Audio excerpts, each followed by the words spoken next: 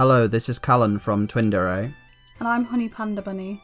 And today we'll be reviewing the Nijigasaki anime. Now, officially this is called the Nijigasaki Gakuendo Doukokai, but for brevity's sake we'll just call it the Nijigasaki anime. What were your overall thoughts? I really loved the episode. I thought it was really cute, and obviously with it being with a new animation company, it was nice to see what they brought to the table, and this side project, it was really interesting to see the production value and how fantastical it looked. Not enough Kasumi, 0 out of 10. I want more Shizuku and more Ai. But seriously, this was, for a first episode, I think this was a really solid introduction. They did a really good job of showcasing Yu and Ayumu's strong friendship, and I think they did as well a really good job of establishing Yu, because going into it, I was a little bit worried that because she's a point of view character, that they could have botched this very easily. But Yu has a very strong identity, and quite Genki. Yeah, she's very fun, energetic, but then she's also a little bit teasing. Like there's the bit at the start with her and Ayumu. She's like teasing her about the bunny outfit, yeah. And saying that, can you say the Ayubun? Yeah, it's very cute and funny. For me, with Yu and Ayumu's interaction, obviously. First, I wasn't actually quite sold on Yu's character. When we first saw the images of Yu, she seemed quite stoic and like cool and calm. But seeing the comparison in the anime while it was going on, it was very Genki, she was very happy-go-lucky. I was surprised to see her so excited and even hyping Ayumu up. For me, Yu was quite rude to begin with. And then by the end of the episode, I'd realised, oh no, Yu wasn't being rude. Yu just knows Ayumu so well. Because I thought she was quite dismissive of Ayumu at first, but by the end of it, you realise, oh, you actually knew that Ayumu wanted to be an idol all along. It's just that Yu knows, and they've got that strong bond and that strong friendship. I think it could be both as well, actually. You kind of not bringing in Ayumu's thoughts, which could be a plot point later. Well, yeah, I do think it's a case of these two have grown up together, they're very close. We see that in the episode they're sharing food, they're constantly going shopping. They're of two minds in a way. It's quite clear as well that they are two separate characters. And I think as well, even though this was Ayumu's episode, and it's unfortunate that she had to share it a little bit with the introductions from the other characters, even though they were all quite short, that we got to see, at the start you see Ayumu's, she wants to put away childish things. She's like, oh, it's too childish. I don't really think I can wear pink clothes anymore. You could say, like, even putting away her dreams, because that's a huge theme of the episode, is chasing those dreams. And then that comes later into the song. So at the start of the episode, we obviously see Yu and Ayumu eating food together, and then Setsuna is performing Chase, which is obviously a song that was her first solo. And then this is the song that inspires Yu to fall in love with school idols, which I think is told very well in the visuals. I very much love the idea of when she's performing and then when Yu sees it and she's almost like pulled into Setsuna's world. In a way, not only were those visuals amazing with the fire going off, and I love the visuals of her like crossing over with the colours and her seeing her as sort of like this mythical creature. In a way, it mimics a lovelive fan's first interaction with lovelive, the idea of being pulled into that world and just falling in love. I really loved it. It was interesting to be able to see it in the two animation styles. So the first one being the classical animation style and then the new being this new style. It seemed really seamless to me. At times I was wondering, is this 3D? Is this 2D? I can't tell. It was so well done. It was also really nice to be able to see Chase. And I liked that they used Setsuna to be the one to inspire Yu and Ayumu in this, instead of it obviously being Muse and Aqua's in the game. It seemed like the right thing to do for them here, considering that Setsuna was an idol before all of this. Yes, the story very much couldn't be adapted from the All-Stars just because you'd have the inclusion of Muse and Aqua's. What they did here is very well, and this will tie in well with what seems to be the case, is that they're going to expand the initial 5 group that was broken up. It's glossed over in the game, because in the game, they all join together by the end of the first chapter, but here it seems that it's going to be a much more bigger part of the story, sort of like that chapter 1 is now going to be expanded to perhaps maybe a large part of the anime. At first, for me, at least when I was watching it, I thought it was a little bit weird that there was like this weird mindscape. And I thought, oh, that's so super strange. And then I was thinking about Muteki Q Believer. And I was like, oh, this has actually already shown up in this anime style in Kasumi's song. So it actually makes complete sense. And when I'd thought about that, I really love it. And watching it over a second time, I couldn't help but be able to fall in love with the series all over again. And that's a true power only Love Live could have. And it was felt me and you were in the same space at that time, blown away and being brought back into this world again. Agreed. So I'd like to talk a little bit about the scene with Ayumu and Yu in their rooms, because one, Yu is absolutely adorable with her hair down, and I just love the shot of her having listened to the music. Just when she gets out of bed, she very much looks like a person that creates music. Just from her design, she works perfectly. When she gets the phone call from... Yu gets the phone call. When Yu gets the phone call from Ayumu, her ringtone is Yume e no Ippo, which is obviously Ayumu's song, which is quite cool. When we cut to Ayumu's getting up and there's just a little cameo of Sasuke, which is what I called in one of my earlier videos, the what characters will appear in Nijigasaki. So I thought that was a cute little reference. It's really interesting because if you look at Ayumu's room, before she's admitted to wanting to be a school idol, if you look at her room, it's filled with cutesy things and adorable pink. So the idea of her at the beginning of the episode saying to you, oh, I'm not into those things anymore, you can see that Ayumu's even hiding what she really wants for herself just by her surroundings in the room. So then they go to the school. It's enormous. And there's rooms all over the place. It's so spacious. It's very different compared to the schools that appeared in the Muse era and Aqua's era, where they were more rundown schools, while this is fancy tech. You had the boards and they would scan up to reveal the next advertisement and newses, which I thought was really interesting. Mirai Zura.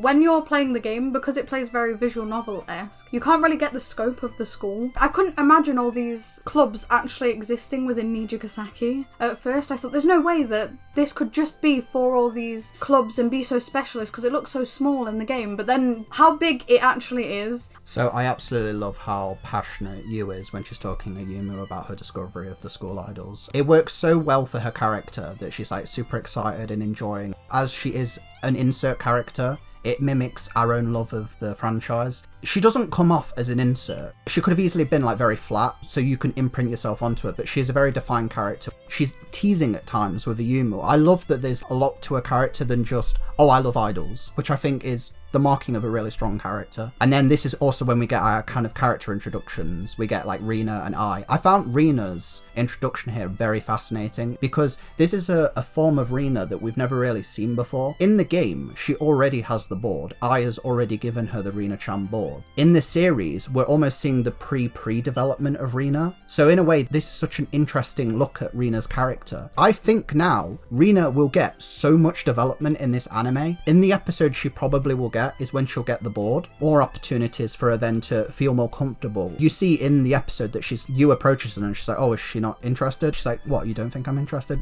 Because of her inability to express emotions properly. I also think that this could lead up to maybe not even I giving her the board. Maybe it could be a collective for all of the group. That is for possible. them to do it, or even just you. This could actually differentiate it and be able to have a lot more room to deal with. It is possible. What could happen. I think I would prefer it if it was still I think I would too, but what I'm saying is It offers like an opportunity for this them if they want to. This is its own continuity. Yeah. They do not have to adhere to the game. I also really liked with the Rina interaction how with Yu's very... When Yu is interacting with Rina, Yu doesn't seem rude or dismissive or almost like anxious or nervous, not knowing what to say to Rina, whereas with Ayumu, she has her worry of obviously being asked the question of being a school idol, but I also feel it gets across that it's awkward to talk to Rina sometimes because that's the point. You're not supposed to know what she's reacting like, and that's the problem that Rina has. So I thought it came across really well, and it makes sense that Yu would be the one that would be really accepting alongside I, obviously. Yu gets on with them so well. The I one was just kind of an introduction. I thought it got across that she knows a lot of people because it's only been a year and she knows where this club is, whereas none of the other clubs do.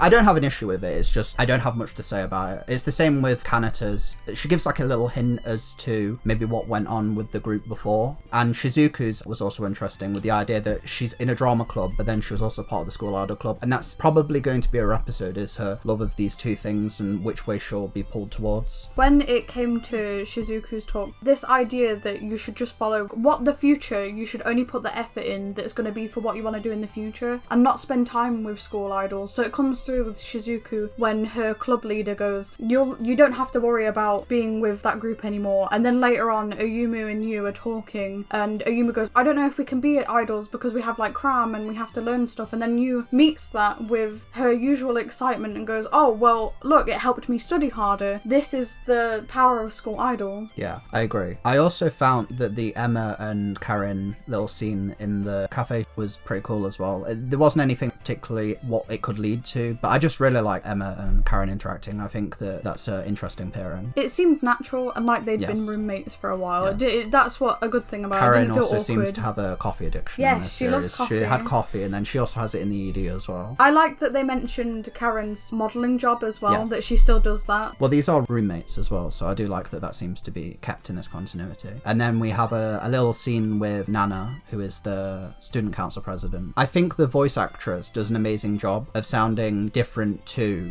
Setsuna. It's really good to see the range that she has within being able to be similar. And this is obviously, the point is that it feels they are going to expand on restoring the school idol club. I'm glad that it's the club and not the school this time. So this is a plot point that I think has been done in a lot of anime, but in the case of Love Live, not opposed to this being the major storyline. It's the idea that in the original two, they were having trouble creating the group, whereas at this point the group's already made, but it's got a chip in the woodwork. So then we come to the end where Ayumu makes her decision. While Yu is fully into the idea of school idols, Ayumu seems a little unsure. You see this in a couple of the interactions, especially with the Rina one, where Rina's like, oh, do you like school idols? And she says, oh, I'm not sure. But then at the end, she commits to it. They're on the stairs, and then Ayumu goes up to her and says, no, this is something I do want to do, and I want you to be there with me. And then we get her song, which when she was starting, I did honestly think it was going to be Yume no Ippo, and I did too. And I was happily surprised that it was a new song called Dream With You, which is a perfect title, and the song was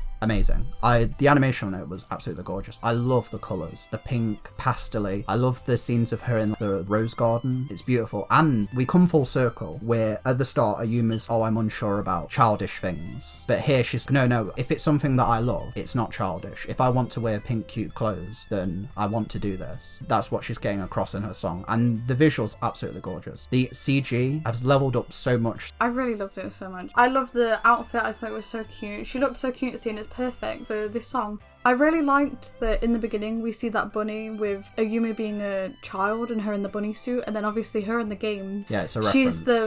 She's got the bunny outfit. And then later on, when it's her song, you see a bunch of clips, kind of like in Muteki Q Believers, that was her outfits from the game. So it has her Strawberry UR, it has her Azuna Land outfit. It was really nice to be able to see those, and it was really cute. It was nice to be able to see those motifs that were in that shop window right from the beginning. All the way, the cards, the little boxes that have the spades and stuff on, everything that was there, it was so nice to be able to see it into the PV. Even the watch, there's like a stopwatch on the little tiny bunny version, and that even appears as a big centre stage bit. It was so nice seeing those themes later on and being able to see Ayumu fully embrace, almost seeing that shop window and go, this is the dream I want to make, and then she makes it in her song. It's fantastic. I really love the shot at the end where it scrolls up to you and her face has almost got the same reaction to how she first saw Chase, which I think it's really beautiful. It was very, very beautiful. And that kind of concludes this episode. This was you and Ayumu discovering school idols. So in terms of an episode, not a lot actually happened, but I thought as an introduction to characters, we haven't talked about it, but the animation style is very different to what came before, because this is a side project. This technically isn't the third generation, even though to us fans it kind of is. But I thought the animation was actually really amazing in this episode. I really like this style. I really love this style. It seems so fresh and so new, and it's nice to almost look at Love Live in a new lens, be able to appreciate the details in a different style, and everything about this feels it's for the fans. Everything, the art style is new. Almost when you do fan art, the ED is completely new, and it's a different style that we've never seen before. The previous EDs have always been in the classic Love Live style, whereas this one they've took a new turn for it with the ED where it's in a watercolour pastel-esque. Yes.